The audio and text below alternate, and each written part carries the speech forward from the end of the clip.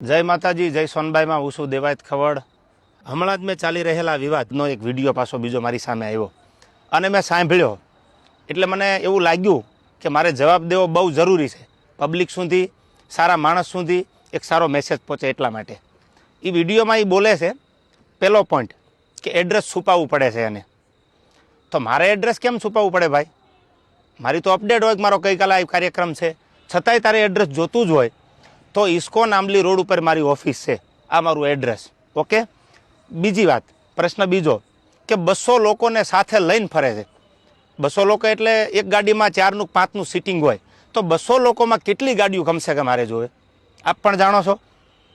જેને જેને ડાયરા કર્યા આયોજકને પૂછો કે કેટલી ગાડીઓ લઈને આવું છું, એ બધા પ્રૂફ પુરાવા દેવાની જરૂર નથી. આ એકદમ ફેક્ટ વાત છે, ઉપજાવેલી વાત છે એની.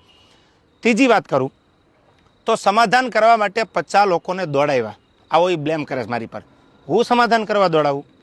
તું એવડી મોટી કોઈ તોપ નથી તો હું સમાધાન કરવા માટે 50 લોકોને દોડતા. ઓથેન્ટિક પુરાવો કે તે જ્યારે આ બનાવ બન્યો 2 વર્ષ પહેલાં સોનબાઈ માના મંદિરે જ્યારે સમાધાન કરવાનું હતું ત્યારે પ્રવીણદાન ગઢવી એટલે કે મોગલ સેનાના પ્રમુખ, મને ફોન આવ્યો પહેલો દીપકભાઈ કાઠીનો અમદાવાદ કે પ્રવીણદાનને કામ છે. પ્રવીણદાનને કોન્ફરન્સમાં લીધા અને મને પ્રવીણદાને કીધું કે કોઈ પણ રીતે આ મામલો પતાવવાનો છે, તમે પ્લીઝ.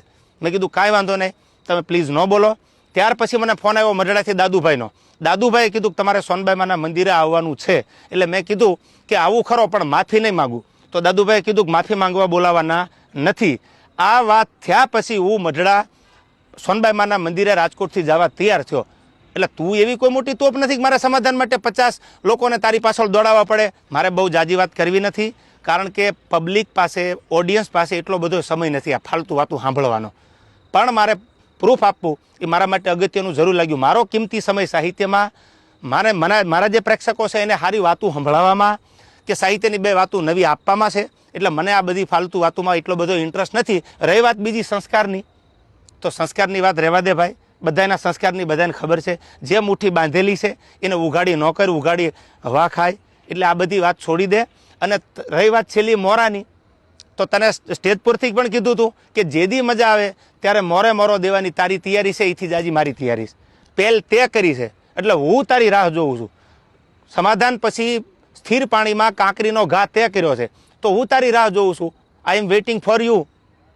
કોઈ લાંબી ચર્ચા કરવાની જરૂર નથી. મેં આની પહેલાંય કીધું હતું ને, હજી કહું છું, ડાયલોગબાજી બંધ કરી દે. તારી રાહે રાહ છે, પહેલ તે કરી છે, મેં નથી કરી. તને જ્યારે મજા આવે ત્યારે મારી ઓફિસ છે ઇસ્કોન આંબલી રોડ ઉપર અમદાવાદ, તો ભલે. બાકી તને મારા બધા એડ્રેસ તારી સાથે જે બેસે છે એ મારી સાથે બેસે છે, એની બધી ખબર છે, પૂછી લેજો. ઓકે. રહી વાત બીજી મઢડાની, કે જ્યારે સમાધાન મને દાદુભાઈ બોલાવ્યો એટલે મેં કીધું કે માના દરબારમાં માથી મોટું મારા માટે કોઈ હોય નહીં. મારા માટે જે કાંઈ છે, હું જેના ઉપર વિશ્વાસ અને શ્રદ્ધા રાખું છું એ સોનબાઈમાનું મંદિર છે. એટલે મેં માફી માંગી લીધી. નો ડાઉટ વાત પૂરી થઈ ગઈ. ત્યાર પછી એવું બોલ્યો કે સમાધાન પછી આ ભાઈએ ચાળા કર્યા છે. એક પણ ચાળાનો વિડીયો બતાવી દે, ઓડિયો બતાવી દે, તો હું માનું કે તું સાચો છો. દૂધનું દૂધ અને પાણીનું પાણી, આ બધોય જવાબ સાંભળનારા 18 વરાણે આપી દીધો છે. મને તો એટલું યાદ આવે કે સોનબાઈમાના સાનિધ્યમાં સમાધાન થયા પછી આ વસ્તુ જે બની ખોટી છે, જે કરવું હોય એ વેલકમ. જય માતાજી.